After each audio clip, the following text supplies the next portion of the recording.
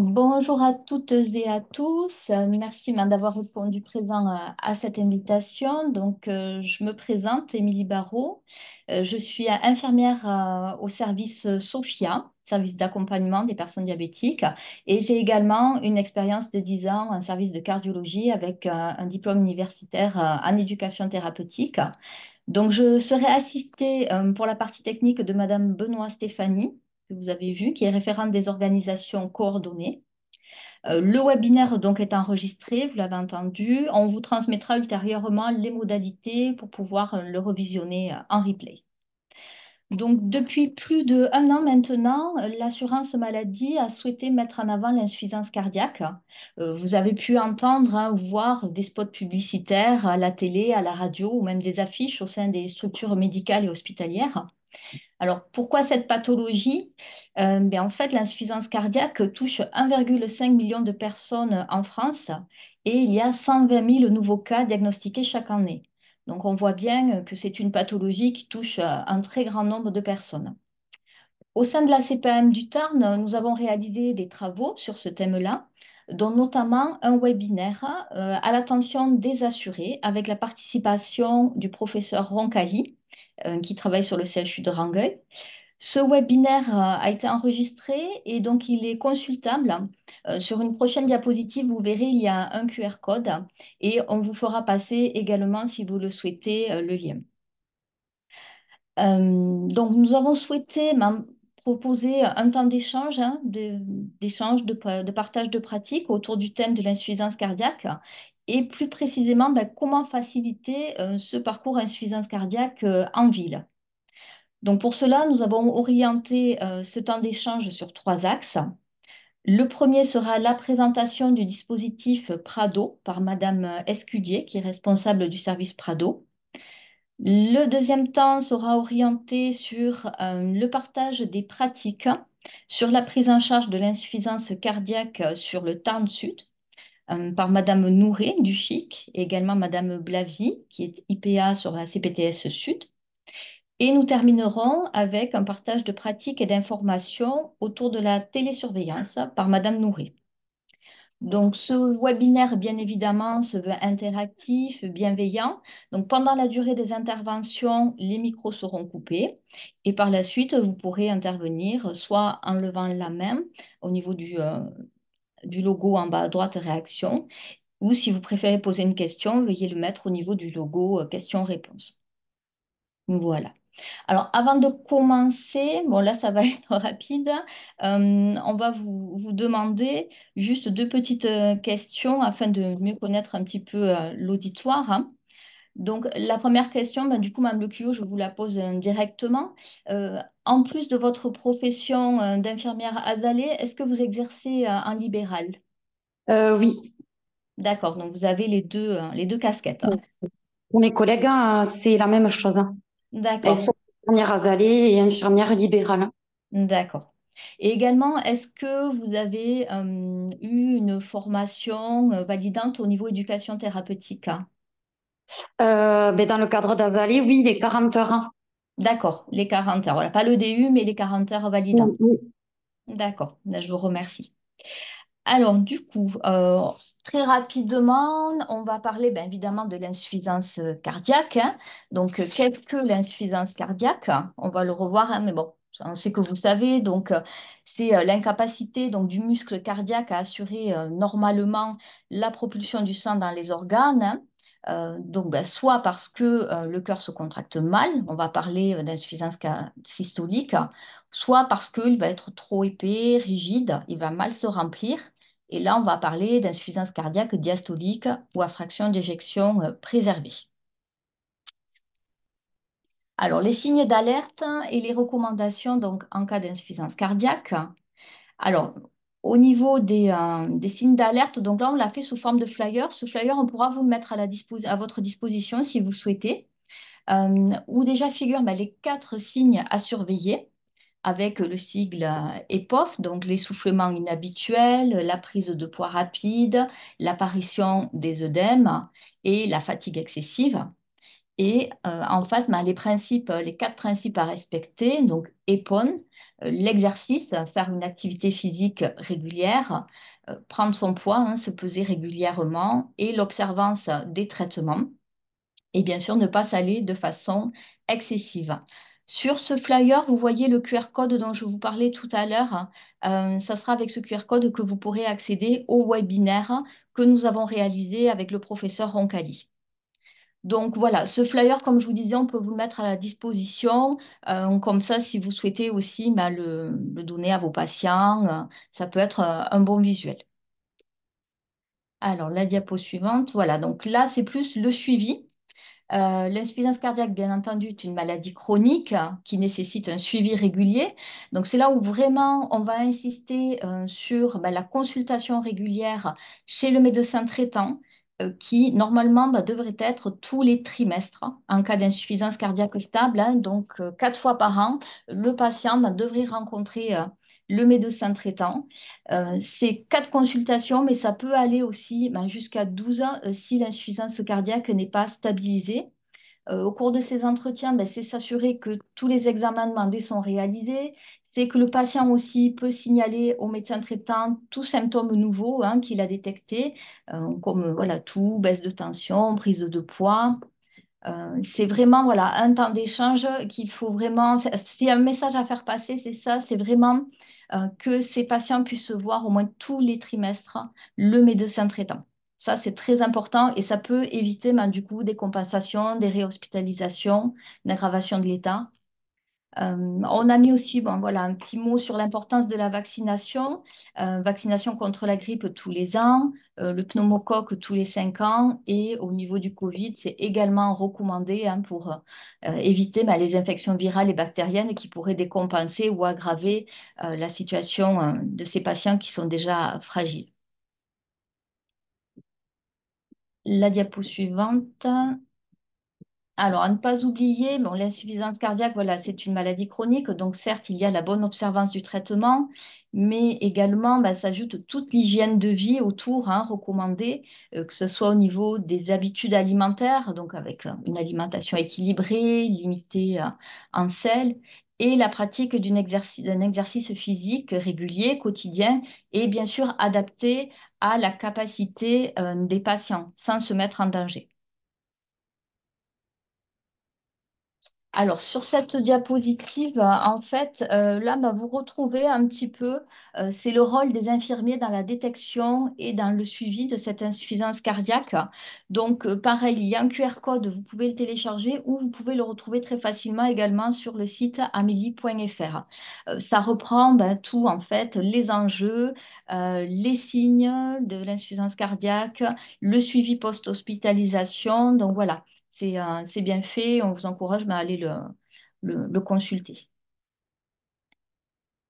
Voilà pour cette partie. Donc voilà, c'était vraiment repasser rapidement hein, sur ce qu'est l'insuffisance cardiaque. Je vais laisser la parole à Madame Escudier donc pour la partie sur le dispositif Prado. Bonjour, tout le monde m'entend? C'est bon? Oui. Donc, je me présente, je suis Colette Escudier, je suis responsable du service Prado depuis 2017. C'est un service qui est constitué de 2 équipes de conseillers, une qui se trouve sur le Tarn Sud et qui travaille avec les établissements de Castres, et une autre partie de l'équipe se trouve sur Albi, et basée sur Albi, elle gère les établissements albigeois. Donc, ce sont ces conseillers qui vont à la rencontre des équipes médicales plusieurs fois par semaine dans les établissements de santé. Donc, un petit rappel sur le programme Prado IC. C'est un programme qui est déployé dans notre département depuis 2017, donc bien avant le déploiement du parcours IC que vient d'évoquer Émilie. Hein. La Caisse nationale s'est préoccupée de ces pathologies chroniques depuis un petit moment maintenant. L'objectif de ce programme, en fait, c'est de sécuriser le retour à domicile du patient après une période d'hospitalisation. Et cette sécurisation, elle passe par une coordination hôpital-ville autour du patient. Comme vous pouvez le constater sur cette diapositive, le patient, lui, se trouve accompagné par l'équipe médicale pendant l'hospitalisation et tous les autres professionnels de santé qui peuvent l'aider, l'accompagner. Ça va même au-delà, parfois avec la mise en place d'aide à la vie, etc. Mais dans les établissements de santé publics en particulier, c'est plutôt les assistantes sociales de l'établissement qui gère cette partie-là. Et c'est le conseiller assurance maladie donc, qui s'occupe de faire le lien entre l'hospitalisation, l'équipe médicale et les professionnels de santé. Donc, c'est toujours l'équipe médicale qui oriente le patient dans le parcours Prado, qui informe le conseiller Prado. Ce conseiller donc organise, après accord du patient ou de son aidant, hein, ça se fait toujours avec l'accord du patient, le conseiller organise la prise de rendez-vous avec les différents professionnels de santé qui interviennent. Alors, cette prise de rendez-vous, elle se fait toujours en accord avec le patient ou son aidant sur le principe du libre choix du patient. Du patient et du professionnel de santé. C'est-à-dire que c'est le patient qui, s'il a une préférence pour tel ou tel professionnel de santé, nous indiquera quel professionnel de santé doit intervenir et c'est celui-là qu'on va mettre en place. Évidemment, la question ne se pose pas pour le médecin traitant. Donc, le parcours Prado-IC, c'est un parcours qui a été élaboré par la Société française de cardiologie, qui est validé par la HAS. Et en fait, ce parcours nous demande de mettre en place, en sortie d'hospitalisation, un rendez-vous avec le médecin traitant à 7 jours. Donc, ce rendez-vous médecin traitant à 7 jours et cette importance de mettre en place ce rendez-vous qui est primordial, je dirais même techniquement pour nous, on ne peut pas mettre en place un Prado insuffisance cardiaque sans ce premier rendez-vous médecin traitant et il s'inscrit tout à fait dans les exigences qu'évoquait Émilie, à savoir au moins 4 rencontres avec le médecin traitant dans l'année. Donc celle-là, en sortie d'hospitalisation, elle est particulièrement importante. C'est donc le CAM qui va caler ce rendez-vous. C'est le CAM qui va contacter l'infirmier qui va s'assurer de la surveillance du patient. Alors c'est une surveillance hebdomadaire, les 2 premiers mois. À l'issue de ces 2 mois, en accord avec le médecin traitant et s'il l'estime utile, il va rédiger une prescription qui va permettre à l'infirmière de poursuivre l'accompagnement, alors là, tous les 15 jours jusqu'au 6e mois. Et puis là, le programme, le parcours IC, le programme s'arrête là. Vous avez ensuite euh, une consultation de cardiologue qui est mise en place également. Alors, l'idéal, c'est dans le mois. C'est un peu compliqué compte tenu du contexte et des difficultés d'accéder aux professionnels de santé. En tout cas, il faut à tout prix que ce rendez-vous ait lieu. Et également un signalement aux pharmaciens. Alors ça, c'est relativement nouveau. Ça se déploie là, tout doucement depuis 2023. Pour tous les patients atteints de pathologie chronique, l'équipe Prado doit informer le pharmacien référent du patient de l'hospitalisation de son patient et du fait qu'il va passer sûrement dans les prochains jours à la pharmacie pour récupérer son traitement. On peut même mettre en place, mais ça c'est à la demande de l'équipe médicale ou si les conseillers détectent une difficulté particulière chez le patient, la délivrance des médicaments à domicile. Les pharmaciens sont informés de leur inclusion dans le parcours Prado insuffisance cardiaque. Et ce qui est important aussi de savoir, c'est qu'une fois tous ces rendez-vous mis en place, le patient retourne à domicile et le conseiller, dans les jours qui suivent le retour à domicile, le conseiller Prado va s'assurer que les rendez-vous ont bien eu lieu. Ça n'est jamais arrivé que les rendez-vous n'aient pas eu lieu euh, parce que les patients, s'il y a un souci, contactent directement le conseiller le jour même. Donc, on arrange les choses immédiatement. Pour que ce parcours soit vraiment efficace, il y a des outils qui ont été mis à disposition des professionnels de santé pour aider à la prise en charge globale du patient. C'est un carnet de suivi en particulier qui est complété par l'équipe médicale de l'établissement En fait, ce carnet de suivi, il va servir de mémo rendez-vous. Le patient pourra y trouver des informations sur sa pathologie, des indications concernant la surveillance de sa pathologie. Mais il y a également une partie qui est réservée aux professionnels de santé, infirmiers, médecins. L'infirmier peut noter au fur et à mesure de ses visites d'accompagnement l'ensemble des constantes relevées et échanger avec le médecin traitant par le biais de ce carnet. Et ce carnet est aussi utile au cardiologue dès lors que le patient revient à son rendez-vous et amène le carnet. Donc, des évaluations ont été menées suite au déploiement de ce parcours et ont permis de constater une réduction du taux de décès, une meilleure recommandation, une meilleure adhésion aux recommandations définies par la HAS, à savoir une réduction des délais d'intervention des professionnels de santé, une augmentation du taux de recours aux professionnels de santé et également une augmentation du recours au traitement examen biologique recommandé. On a une légère hausse des réhospitalisations, donc ça n'évite pas les réhospitalisations. Ça permet par contre aux infirmiers qui effectuent l'accompagnement de réorienter le patient vers l'hôpital dès que la situation du patient se dégrade. Et ça a généré aussi des dépenses supplémentaires pour l'assurance maladie, des dépenses qualitatives. C'est-à-dire que le patient étant mieux accompagné par les professionnels de santé, ben forcément, les dépenses sont plus importantes. Donc, on va juste faire un petit point sur la situation en local. Donc, le Prado insuffisance cardiaque est déployé à l'hôpital Lalbi. À l'hôpital de Castres, c'est l'établissement historique. C'est là où nous avons démarré le Prado IC. Le SIDOBRE et Claude Bernard. Il est prévu pour la fin de l'année l'ouverture d'un service de cardiogériatrie sur l'Avor. Ce service nous a déjà contactés, donc on espère bien pouvoir travailler avec eux et pouvoir fournir ce service d'accompagnement aux patients de ce secteur. Et ensuite, juste quelques chiffres sur les adhésions euh, dans le département. Vous voyez, depuis 2019, les adhésions, elles augmentent régulièrement. Alors, en 2019-2020, essentiellement portées par le chic. Et puis, le chat a démarré tout doucement en 2021 et poursuit maintenant son évolution.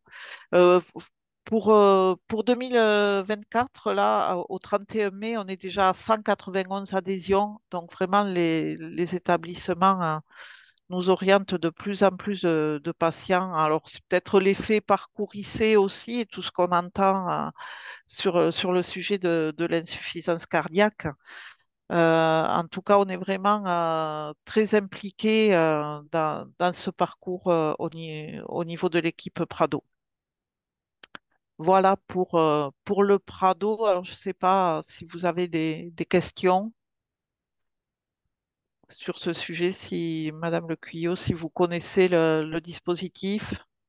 Je connais le dispositif, étant donné que je suis infirmière libérale, donc Oui, à plusieurs reprises, que ça soit Prado, insuffisance cardiaque, Prado, post-maternité, orthopédie, on a déjà été sollicité dans ce cadre-là. d'accord. Vous avez rencontré des difficultés particulières sur le sujet de Non, l'insuffisance cardiaque? pas du tout. Bon, Le c'est carnet, pas. même, comme vous disiez, il est facilitateur pour savoir quand le patient a rendez-vous, Oui, afin aussi de noter les informations, les constantes, des signes cliniques éventuels, oui, euh, mais aussi c'est plus aussi que d'aider le patient à se l'approprier aussi, oui, comme vous disiez, parce qu'il y a quand même des informations importantes sur l'insuffisance cardiaque, sur le sel. Et c'est vrai que ils ont plus, enfin, j'ai l'impression qu'ils ont plus, ils pensent que c'est plus notre carnet ou celui du Oui, professionnel de santé que le leur. Donc, c'est nous, ce qu'on essaie, c'est quand même qu'ils se qu'il se l'approprient. l'approprie. Oui, oui, oui. Mm. Oui, l'objectif étant, comme j'avais dit, hein, que le patient devienne sentinelle. C'est vraiment lui qui va devoir repérer ces signes, savoir les interpréter. Donc oui, avec le carnet aussi, mais ça peut être aidant justement qu'il le voie en effet pas comme juste le carnet pour le professionnel de santé, mais au contraire, c'est une aide pour lui pour justement pouvoir se repérer et alerter quand c'est nécessaire. Tout à fait, oui. Et pas alerter que sur, à ce moment-là, là où on intervient. Oui, Euh, Qu'ils soient, c'est vrai qu'on essayait quand même de les éduquer. Enfin, le fait qu'on soit aussi infirmière à Zalé, je trouve que ça aide vu qu'on est quand même déjà dans cette prévention et cette éducation aux patients. Donc, en dehors de cette période où on intervient, qu'il soit aussi acteur de sa santé et qu'il sache détecter quand il y a quelque chose qui est inhabituel. oui, bah, parce que c'est vrai que, comme je le disais tout à l'heure, notre parcours IC, c'est 6 mois. Oui, Mais au mm, bout mm. de 6 mois, il faudrait que oui, que le patient arrive déjà lui-même à détecter certains signaux. Et Donc, je pense que notre intervention, elle est aussi pour ça, pour le oui, surveiller, certains, mais pas que. Il y a aussi cette partie éducation et prévention. Ouais, oui, c'est une transmission de compétences un petit peu, hein. C'est un...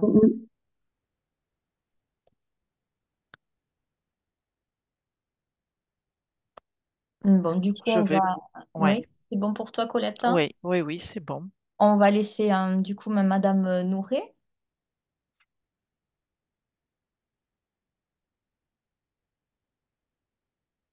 Ah, on vous entend pas. Madame Nourret, le micro, s'il vous plaît. Ça y est, je l'ai. Oui, Merci. bonjour à tous et merci pour l'invitation. Donc, avant de vous parler, On vous entend pas très bien. ah, je me rapproche, ça va Voilà, mieux? là, Oui, c'est mieux. Ouais, tout à Moi, je fait. vais parler plus fort. Donc, avant de vous parler du parcours maladie, je vais quand même d'abord, je vais quand même vous parler de ce que je fais à l'intro hospitalier pour comprendre un petit peu pourquoi il y a différentes patients, donc, dans le cardiaque. Excusez-moi, je vous coupe, mais on entend vraiment très très mal là. Je vais faire au mieux.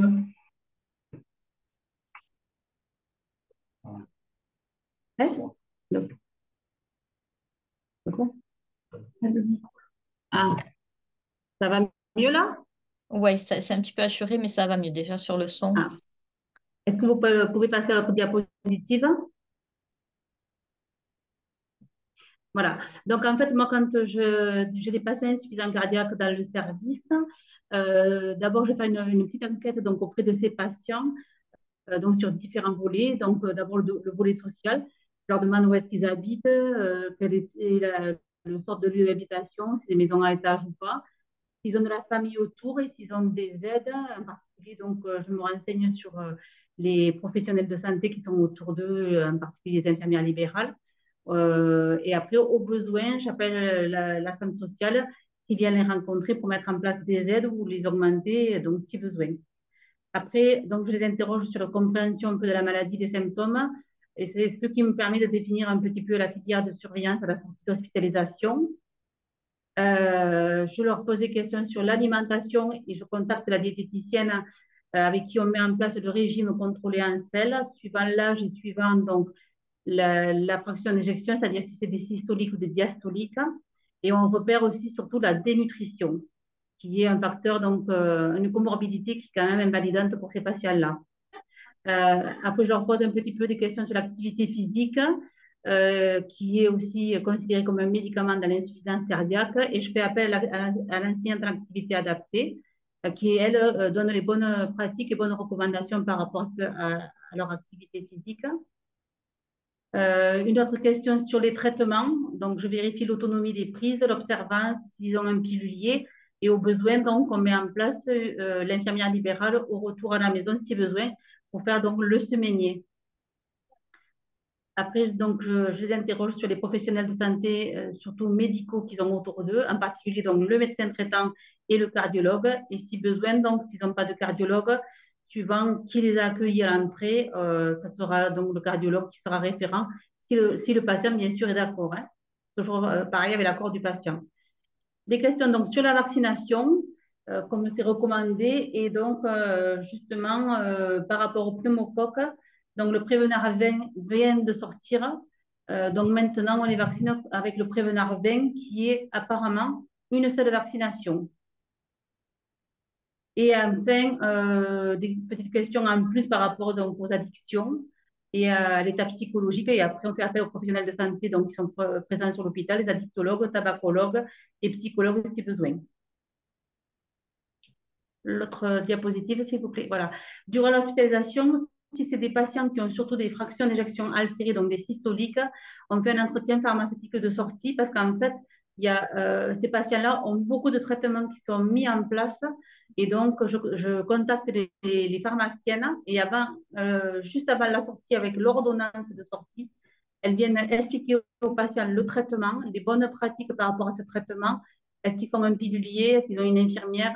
Elles vérifient elles aussi l'observance et si besoin, pareil, elles viennent me rencontrer, me demandent de mettre en place une infirmière libérale pour donc, ce traitement.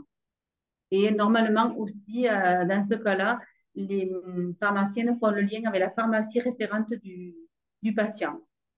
Le suivi diététique, pareil, donc, comme je vous ai parlé tout à l'heure, donc, la diététicienne leur parle du sel 4 grammes, 6 grammes, la dénutrition, et après, suivant le cas, on met en place donc, des compléments alimentaires à la maison qui, normalement, après, sont renouvelés par le médecin traitant. Ça aussi, il faut y être vigilant parce que c'est parfois un oubli de renouvellement des médecins traitants. Et vous, les infirmières libérales, d'ailleurs, vous avez un rôle important par rapport à ça, comme les traitements, d'ailleurs, à la sortie d'hospitalisation et après, donc, sur le reste du parcours du patient. Voilà, le suivi social, donc l'assistante sociale vient rencontrer les patients, elle leur parle donc de possibilités de mise en place d'aide à la maison suivant donc les caisses de retraite et les mutuelles, à savoir que les mutuelles, elles peuvent mettre en place assez rapidement des aides. La caisse de retraite, c'est un peu plus tard. Donc, des fois, ça fait un petit peu le relais, c'est intéressant pour les patients. Et après, on peut orienter aussi les patients vers des prises en charge spécialisées, style EHPAD ou autre. Il y a aussi les sorties nécessaires, mais là, donc le suivi continue à nécessaire par par les assistantes sociales. Hein. Le suivi psychologique, il y a parfois des liens qui sont faits avec les CMEP. Voilà, il vérifie aussi les besoins. L'addictologue, pareil, donc elle met en place des dispositifs adaptés et il peut y avoir aussi des suivis post-hospitalisation. Voilà, mais là, c'est un petit peu à part et c'est eux qui assurent leur suivi. Hein. Et le statut vaccinal et biologique, ben, voilà, il y a un suivi des vaccinations et vous, après en ville, si besoin, il y a les rappels qui sont faits et ça vous permet, vous, de compléter donc, le schéma vaccinal. Et ce qui est important aussi maintenant par rapport aux insuffisants cardiaques, c'est de rechercher les manques en fer et on le prévoit rapidement en entrée d'hospitalisation pour éviter donc de retarder la sortie parce qu'en fait, où on fait du vénofer, où on fait du fer injecte suivant quand est-ce que c'est décelé.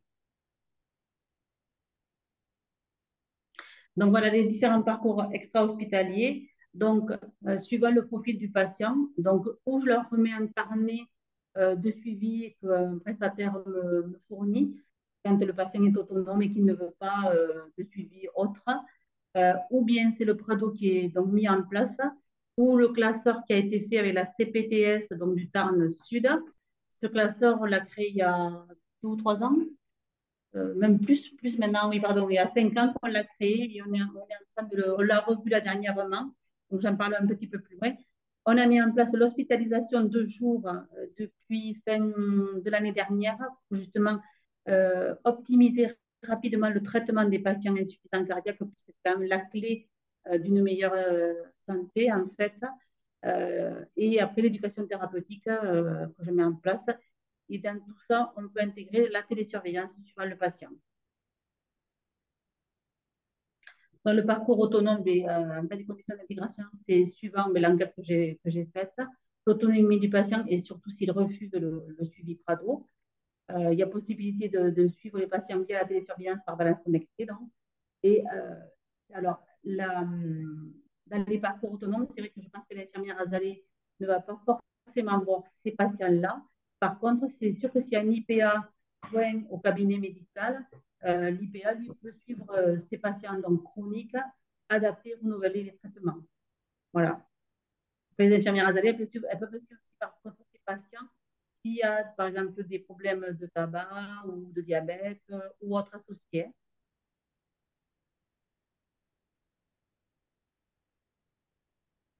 Dans le parcours Prado, les conditions d'intégration, donc c'est patient peu ou pas autonome, mais qui est capable de comprendre quand même le fait qu'il faut se peser, peu pas autonome dans sa surveillance. Alors, il permet un suivi par le médecin traitant et l'infirmière libérale, bien sûr. Et pareil, là aussi, le suivi est possible via la télésurveillance avec les balances connectées.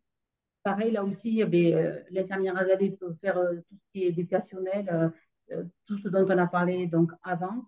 Et l'IPA CNA1, pareil, peut faire donc l'adaptation des traitements, le renouvellement pour 4 mois du Prado tous les 15 jours, toutes les semaines si c'est jugé nécessaire qu'une ordonnance supplémentaire. Et bien sûr, l'éducation du patient, comme l'infirmière Azadeh. Le parcours classeur CPT à cette checklist, les conditions d'intégration. Moi, c'est souvent des patients qui ont une fraction d'éjection altérée à qui je donne ce classeur à la sortie de l'hospitalisation. En fait, ce classeur retrace tous les antécédents du patient, tout ce qui est important pour l'optimisation thérapeutique et tous les examens qu'en fait ce patient devrait avoir pour une prise en charge optimale.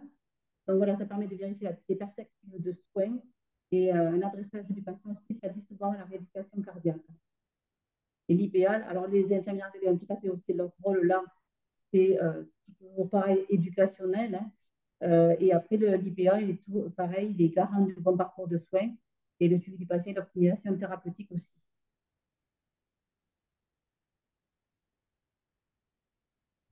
Le parcours hospitalisation de jour, les conditions d'intégration, donc c'est 1 mois après l'hospitalisation pour optimisation thérapeutique.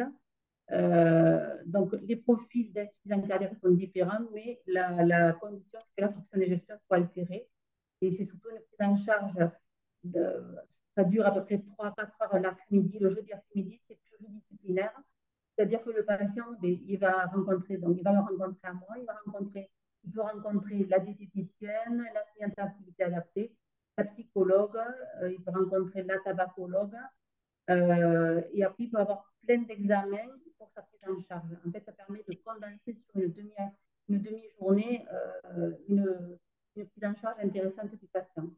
Donc voilà, ça permet d'avoir des examens de réévaluation avec la clinique des VO2, des examens donc, un peu spécialisés pour le côté cardiaque, l'optimisation thérapeutique. On pose des questions sur les effets indésirables du traitement, le suivi des facteurs de risque, le suivi des addictions et le suivi du statut vaccinal. Voilà. Et l'IPA, pareil, où l'Azalée en ville a tout à fait aussi son rôle par rapport justement à ce qui a été dit à cette hospitalisation de jour. Donc, dans le suivi de tout ce que j'ai cité tout à l'heure, hein. L'addiction, la vaccination, tout ça.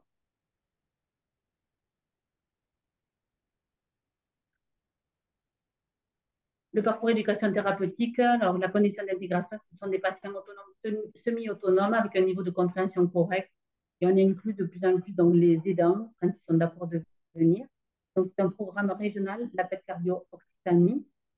Les objectifs, c'est répondre aux objectifs définis par le patient, l'autorepérage des signes de majoration de l'insuffisance cardiaque, adapter un régime alimentaire compatible à l'insuffisance cardiaque, adapter une activité physique à l'insuffisance cardiaque, compréhension de son traitement et de sa surveillance et connaissance des marqueurs biologiques. En fait, c'est tout ce qui est éducationnel que fait aussi l'infirmière Azalée par rapport justement à l'autonomie du patient, rendre vraiment ce patient acteur dans sa prise en charge pour que justement il repère des signes, qu'il alerte rapidement, pour repérer aussi les effets des traitements, qu'il alerte aussi par rapport aux effets des traitements, qui se renseigne aussi autour de lui s'il y a des lieux d'activité physique adaptés, qui mettent en place un régime alimentaire en changeant donc de comportement. Voilà, il y a plein de choses qui sont abordées au cours de ces journées. pour la pédiatrie. Alors nous, par rapport à ça, à peu près cette année, on est à 25 patients éduqués. À savoir que ce qui est très difficile, c'est que souvent, c'est des patients qui ont du mal à se déplacer. Euh, Parce qu'en fait, si on ne les prend pas de suite en éducation, après, ils ne viennent pas parce que ce pas se guérit. Ils ne comprennent pas que l'insuffisance cardiaque, c'est une maladie chronique.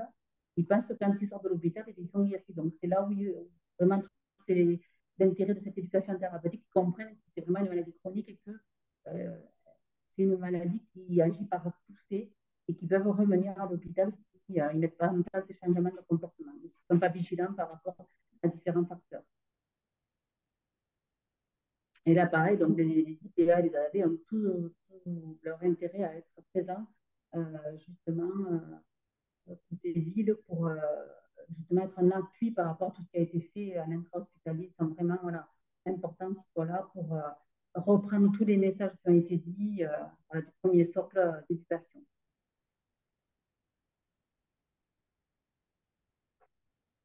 Juste, j'ai arrêté un petit aparté. Voilà, nous, ce qu'on fait aussi à l'hôpital pour justement que tout le monde ait un peu les mêmes messages, on forme le personnel hospitalier. Et en prévision, on avait donc avec la CPTS du Tarn Sud envie de former aussi des infirmiers libéraux parce qu'on sait que c'est grâce aux infirmiers qu'on arrivera, le médecin traitant certes, hein, c'est eux qui prescrivent, mais les infirmiers libéraux, quand même, c'est eux qui sont le plus près du patient et le plus à même d'alerter rapidement les médecins, s'ils arrivent à en avoir un. Après, je sais qu'il faut le lien avec l'hôpital. Donc voilà, c'est vraiment quelque chose qui est intéressant à faire pour qu'on ait tous les mêmes messages et les contacts à avoir si besoin. Alors, c'est vrai que vous avez parlé beaucoup du rôle de l'infirmière Azalée, de l'infirmière IPA. On va profiter d'avoir Madame Blavie avec nous. Peut-être, Madame Blavie, si vous voulez un petit peu nous faire part aussi de votre expérience par rapport à la prise en charge des patients insuffisants cardiaques, de votre ressenti. Oui, donc moi, je suis infirmière en pratique avancée sur la maison de santé de la Bastide au Rouerou et je travaille avec une médecin généraliste qui est très impliquée dans le parcours insuffisance cardiaque. Et ben, tout l'intérêt, en fait, il est dans la complémentarité, en fait, des surveillances qu'on va pouvoir apporter. Peut-être je vais illustrer par un exemple, en fait, pour qu'on puisse se rendre compte. C'est que l'autre jour, il y a une dame, une patiente qui est sortie. Donc, elle a vu le médecin généraliste comme c'était convenu sur son parcours, puisque Magali vient de vous l'expliquer. Le médecin généraliste est venu me voir en me disant, voilà, ça serait bien que tu la revoies dans 15 jours. Donc déjà, ça permet d'écourter ces temps de suivi, puisque c'était une patiente qui était autonome, en fait. Elle n'avait pas quelqu'un à la maison toutes les semaines, une infirmière, et elle n'était pas dans le Prado. Et donc, ça a permis de la prendre en charge. Et cette patiente, eh bien, rapidement, on s'est aperçu qu'elle avait fait la sélection des médicaments. Donc, ça a permis de la renvoyer sur le médecin pour refaire le point sur ce qu'elle pouvait prendre ou pas prendre. Et parce qu'on s'est aperçu que si on lui laissait tout, en fait, elle allait rapidement tout arrêter.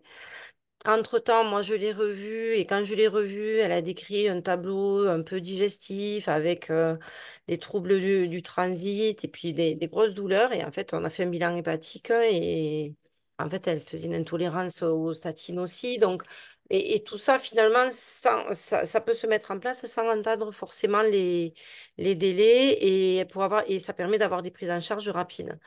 Alors, sur l'IPA, on n'est pas là en fait en remplacement du médecin, on est vraiment là pour compléter le parcours du patient et pour apporter notre raisonnement et nos compétences au service d'abord du patient et puis après, ça permet d'avancer aussi sur la thérapeutique.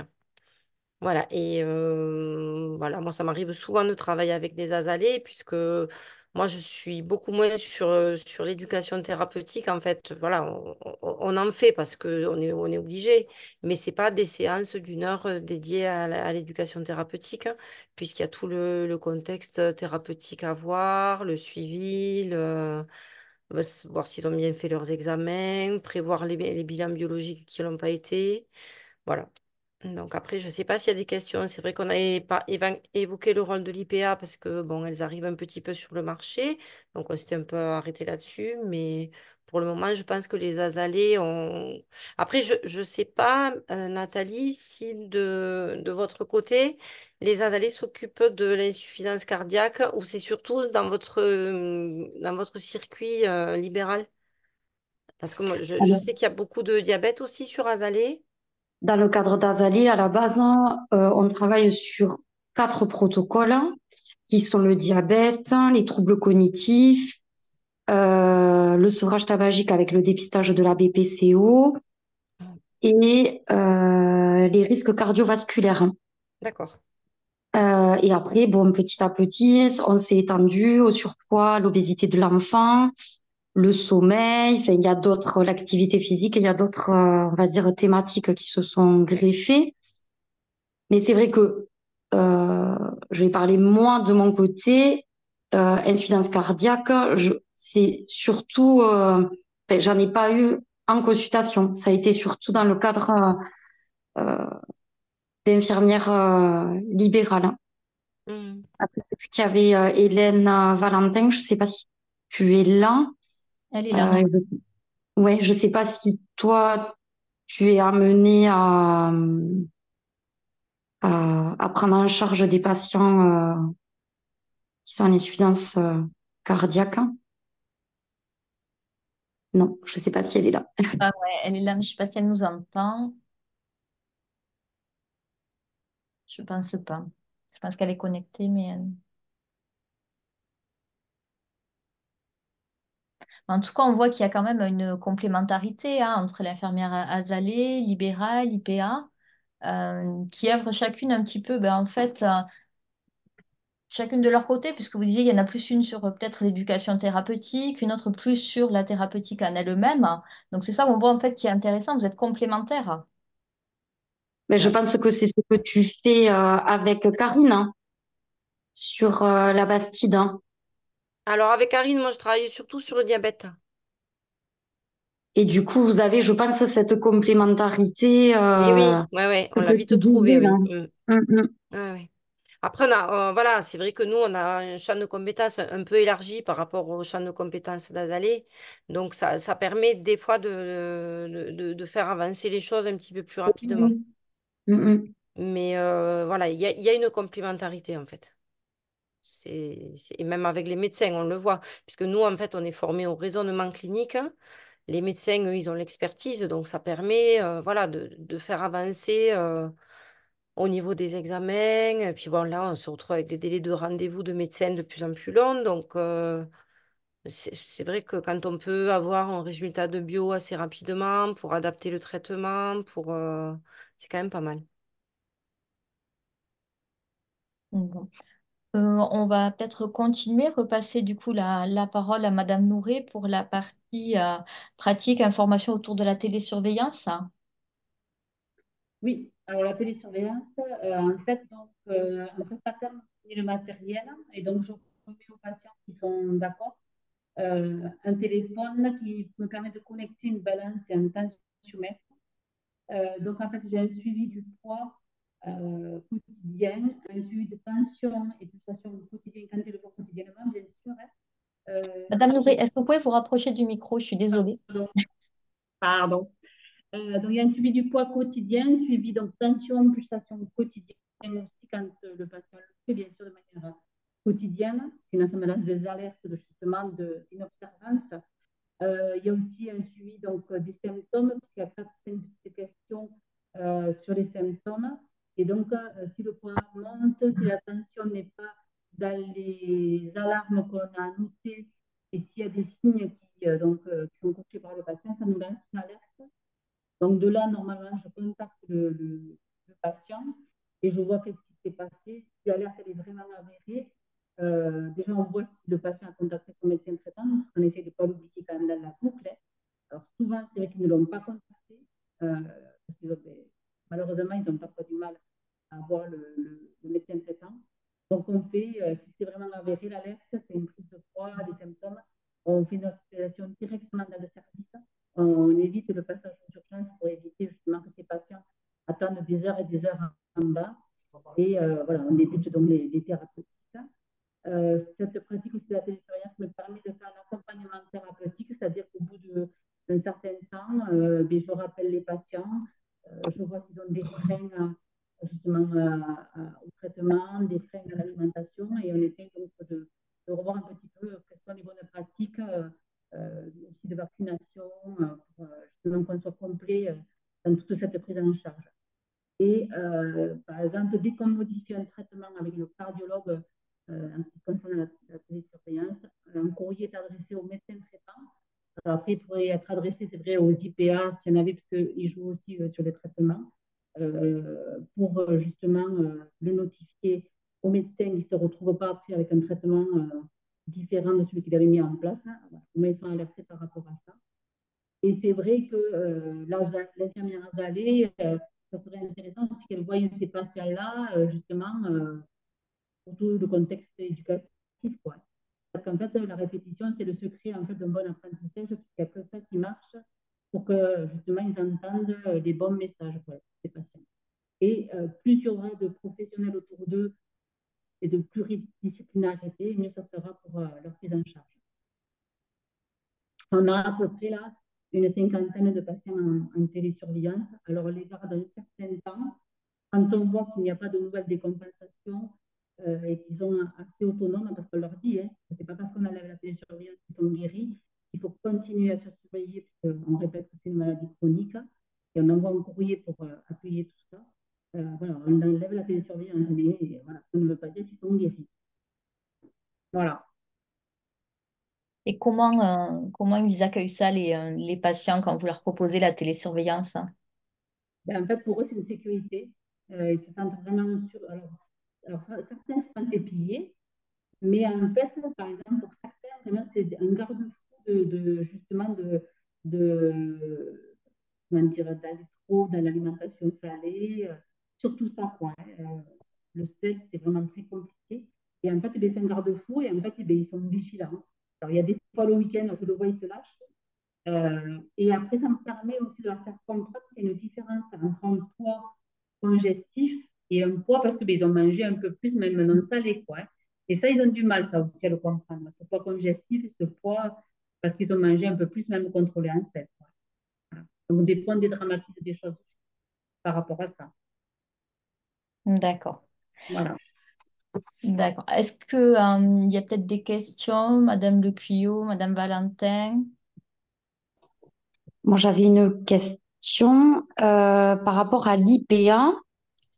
Ce que vous disiez là, Madame Nouré, elle est au sein de l'hôpital de Castres. On n'en a pas d'IPA. Encore, on n'en a pas. D'accord, parce que vous disiez... L'IPA en libéral, hein, que je Ah, parlais. d'accord, ok. Et l'IPA hospitalier, on pourrait faire la même chose. C'est un projet que, justement, ben, en ce moment, il y a un élève IPA, Méman Soyouchas, qui est avec nous là, en stage. Et en fait, on avait réfléchi justement à la possibilité d'un projet pour le service d'avoir un IPA. Et puis, c'est en discussion aussi avec l'hôpital d'avoir un IPA. Pourquoi pas dans le D'accord. futur, optimiser ses patients rapidement et être là dans la prise en charge, en plus des cardiologues et de la coordination que je fais. Et du coup, vous appelez des IPA à l'extérieur. Vous avez une liste? Non, pas du tout. J'ai pas du tout. Non, non, après l'IPA, c'est le médecin référent du patient qui doit le faire intervenir. Hein. C'est le médecin référent du patient. Si, D'accord. Une IPA, elle ne bosse pas toute seule en liberté. Hein. ah Elle est oui, contrainte à protocole d'organisation pour le moment. oui, oui. C'est contraint avec. Mais comme vous l'avez, hein, vous avez. Oui, Euh, oui. Et voilà, c'est un peu pareil, hein, et c'est pareil, c'est toujours pareil avec l'accord du patient, quoi. Hein. Mhm. Et par rapport aux enseignants en activité physique adaptée, Et à l'extérieur, du coup, pareil, c'est le médecin traitant qui doit faire la démarche. non, le patient, je pense qu'il peut. Alors, je sais que nous, notre ancienne activité adaptée, elle leur donne des contacts. D'accord. Après, il y a des associations, comme vous, je crois, les infirmières années, vous avez des associations comme Nous, on travaille beaucoup avec Pauline Ciel Ginesté. Bleu. Oui, voilà, c'est ça. c'est ça? Et qui ciel, propose des séances tremplin. oui, voilà. Et ciel bleu aussi, non? Vous aviez une association, non? Oui, oui. Voilà. Bon, moi, je faisais partie de l'NOJC jusqu'à donner à l'NOJC pour les seniors, justement. Et tout ça, c'est intéressant d'informer les patients que ça existe et que, justement, Mhm. il y a besoin de pas beaucoup de moyens pour, justement, mettre en place quelque chose qui est, au niveau de la santé, intéressant pour eux, quoi. Hein. Ok. Madame Nourri, Et juste peut-être pour faire la conclusion de votre partie, il manquait une diapositive au niveau de l'organigramme du suivi. On oui, voit. alors ça, c'est ce que nous, on a mis en place dans le service, euh, justement, post-hospitalisation. Ouais. Ben, en fait, à la hospitalisation, pour insuffisance cardiaque aiguë, ben, il y a les facteurs sont identifiés de hospitalisation précoce, les signes congestifs aussi. Il y a un courrier de sortie qui est détaillé. En fait, tous nos patients sortent nous avec un courrier de sortie détaillé de tout ce qui a été fait pendant l'hospitalisation, de ce qui aussi est prévu, par exemple, comme l'HTJ, les consultations avec le cardiologue. On vous On entend pas bien, Madame Nourri. je dis dans le courrier de sortie, tout est notifié en fait, et le patient sort avec le courrier de sortie, c'est une demande qui est faite justement avec donc, tous les rendez-vous qui sont prévus pour le patient, c'est une hospitalisation de jour, quel est le cardiologue référent, s'il y a une éducation thérapeutique de prévue, s'il a mal à connecter, s'il a un prado, tout est noté voilà, dans le courrier. La checklist de sortie, ça se fait suivant si dans le classeur ou pas. Les prescriptions psychologiques sont faites à la sortie. Le programme de TP, j'en ai parlé. Mhm. Euh, après, donc voilà, le retour à domicile est encadré. Souvent, nous, alors l'encadrement, c'est le Prado, hein, celui qui est le plus utilisé, c'est le Prado hein, euh, qui est utilisé. Voilà. En général, voilà, le patient est informé sur sa maladie, éduqué, équipé plus ou moins de télésurveillance. Vous, les infirmières à la maison, donc vous le voyez normalement une fois par semaine, plus ou moins, on peut rajouter des surveillances si on sent qu'il est limite à la sortie, donc surtout ce qui est le poids, l'observance, le renforcement de l'éducation thérapeutique et le repérage des signes d'alerte. Le médecin généraliste aussi, bien sûr, le revoit. Hein, ça, alors, qui est le Prado ou pas hein, nous, on dit aux patients donc, qu'il faut absolument que le médecin traitant le revoie rapidement, surtout s'il y a le 100% à faire aussi, hein, et surtout pour les traitements à la sortie. Voilà, il lui parle donc de tout ça aussi, les signes d'alerte, adaptation des diurétiques, l'optimisation du traitement de fond. Voilà, et après, ils peuvent redemander un avis spécialisé du cardiologue si besoin. Hein. Voilà, la télésurveillance, j'en ai parlé. Le cardiologue revoit donc le patient au bout de M plus 1, plus ou moins, c'est parce que là aussi, il y a tellement de patients et peu de cardiologues, c'est des fois à plus long terme. Et eux, ils voient, ils évaluent une TT de réévaluation aussi. Et ils peuvent aussi, à cette consultation, mettre en place une optimisation thérapeutique. Voilà. Ouais. Voilà, les signes d'alerte, s'il y en a de repérer, bien sûr. Voilà, il y a une alerte pour décompensation. C'est notre. Après. Voilà, la gestion ambulatoire. Le médecin généraliste peut demander un avis téléphonique. Il y a des lignes directes qui ont été donc dédiées pour les médecins traitants et normalement, ils ont tous le numéro direct qui répond dans les 5 minutes. Et après, ils peuvent demander autrement une télé-expertise ou une consultation qui sont réservées aussi à brève échéance par le cardiologue.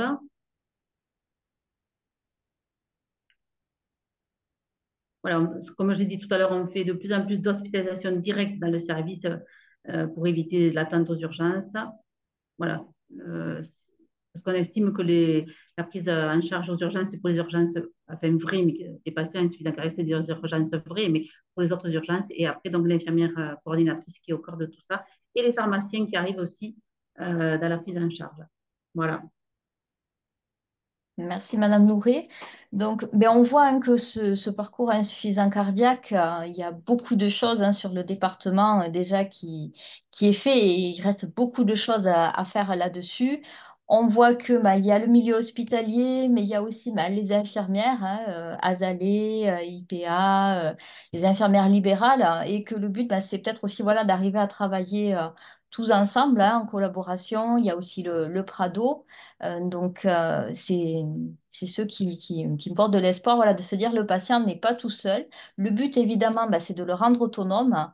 Et pour le rendre autonome, ben voilà, c'est d'arriver à travailler tous ensemble, à coordonner pour que ce patient devienne, ben, on va dire, expert et puisse voilà, repérer ses symptômes le plus tôt possible et éviter bah, toutes ces hospitalisations, la dégradation de son état. Je voulais dire un dernier mot, Madame Nourret, peut-être, hein. Ben, en espérant continuer à collaborer tous ensemble, parce que il n'y a pas de secret, hein, c'est le fait d'être autour du patient et de le rendre, comme vous l'avez dit, autonome, qui va l'aider dans sa prise en charge. Et c'est vrai que quand même, je le répète, les infirmiers, quels qu'ils soient, hein, IPA, ZALE, infirmiers libéraux, infirmiers hospitaliers ou de la clinique, voilà, sont quand même ceux qui sont le plus à même d'être auprès du patient. D'accord. Madame Blavy, peut-être, hein, vous voulez dire un dernier mot? Non, mais j'espère que voilà, on va pouvoir arriver à synchroniser un peu toutes nos bonnes volontés parce que voilà, il y a quand même des choses à tirer, à mettre en place, à amorcer en fait. Il y a une Mhm. amorce à faire qui a bien démarré là avec le CHIC et sur le parcours insuffisance cardiaque de la CPTS qui reste sur notre territoire. Mais je pense que voilà, sur chaque territoire, en fonction des compétences et puis de la pluridisciplinarité de chaque territoire, on doit pouvoir arriver à développer aussi. Après, il faut, voilà, peut-être de le travailler en fait en fonction de l'identité des professionnels qui sont sur le territoire. Mhm. Et l'intérêt, c'est qu'on arrive à avancer ensemble sur des chemins qui sont pas forcément écrits à l'avance, d'ailleurs. Et moi, je trouve que c'est ce qui est intéressant. Merci, Après, Madame Leclio, juste parce que je vois que vous devez y aller. On a un petit peu dépassé. Donc, merci beaucoup de votre participation. Dans tous les cas, voilà, on vous enverra les liens pour les personnes qui veulent le voir en replay ou si vous êtes intéressé également par les flyers, n'hésitez pas à nous le faire remonter. Voilà, D'accord, merci. merci à vous. merci. Donc, du coup, bah, nous arrivons au terme de ce webinaire. Bah, je tenais à remercier voilà, toutes les personnes qui ont pris part à cet échange, à Stéphanie qui m'a aidé à la technique, et puis surtout à vous aussi, hein, Madame Blavy, Madame Nourret et Colette Escudier. Et puis voilà. Merci à vous. Merci. Bonne continuation et bonne journée. Au revoir, merci. Au Merci. revoir.